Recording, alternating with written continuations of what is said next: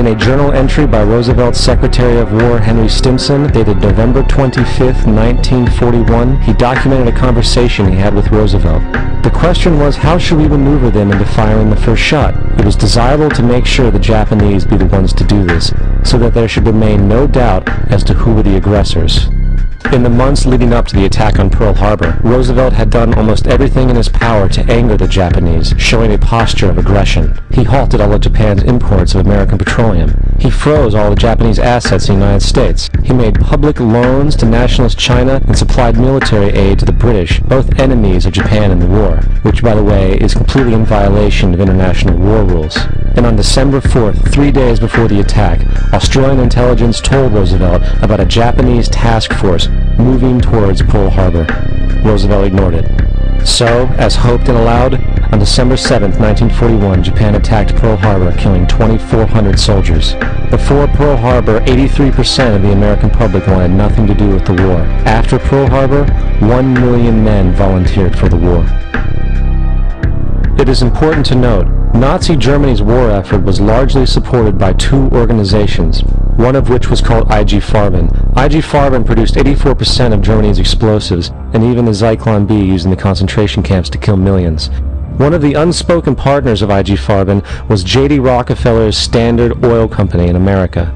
In fact, the German Air Force could not operate without a special additive patented by Rockefeller's Standard Oil. The drastic bombing of London by Nazi Germany, for example, was made possible by a $20 million sale of fuel to IG Farben by the Rockefeller Standard Oil Company. This is just one small point on the topic of how American business funded both sides of World War II. One other treasonous organization worth mentioning is the Union Banking Corporation of New York City. Not only did it finance numerous aspects of Hitler's rise to power, along with actual materials during the war, it was also a Nazi money laundering bank, which was eventually exposed for having millions of dollars of Nazi money in its vaults. The Union Banking Corporation of New York was eventually seized for violations of the Trading with the Enemy Act. Guess who the director and vice president of the Union Bank was? Prescott Bush, our current president's grandfather, and of course our former president's father. Keep that in mind when considering the moral and political dispositions of the Bush family.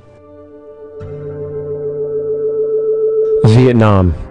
The United States' official declaration of war on North Vietnam in 1964 came after an alleged incident involving two U.S. destroyers being attacked by North Vietnamese PT boats in the Gulf of Tonkin. This was known as the Gulf of Tonkin Incident. This single situation was the catalytic pretext for massive troop deployment and full-fledged warfare. One problem, however, the attack on the U.S. destroyers by Vietnamese PT boats never happened. It was a completely staged event to have an excuse to enter the war. Former Secretary of Defense Robert McNamara stated years later that the Gulf of Tonkin incident was a mistake, while many other insiders and officers have come forward, relaying that it was a contrived farce, a complete lie.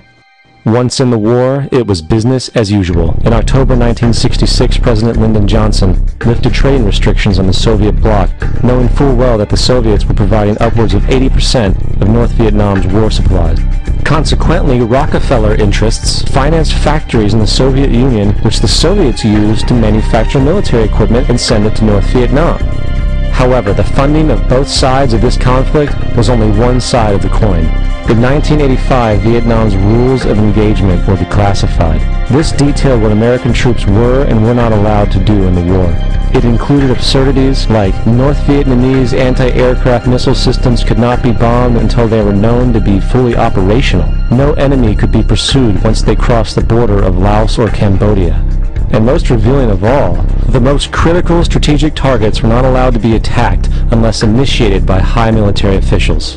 Apart from these imposed ludicrous limitations, North Vietnam was informed of these restrictions and therefore could base entire strategies around the limitations of the American forces.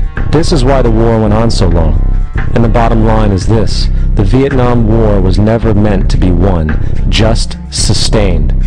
This war for profit resulted in 58,000 American deaths and 3 million dead Vietnamese. So, where are we now? September 11th was the jumpstart for what is now an accelerated agenda by the ruthless elite.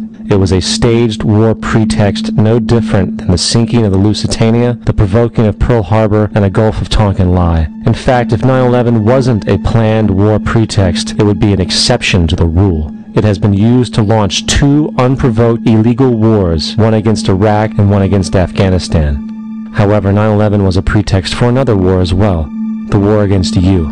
The Patriot Act, Homeland Security, the Military Tribunals Act, and other legislations are all completely and entirely designed to destroy your civil liberties and limit your ability to fight back against what is coming.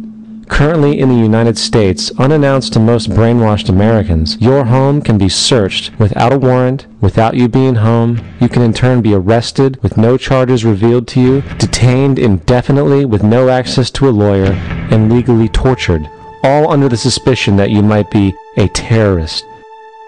If you need a painted picture of what is happening in this country, let's recognize how history repeats itself. In February 1933, Hitler staged a false flag attack, burning down his own German parliament building, the Reich.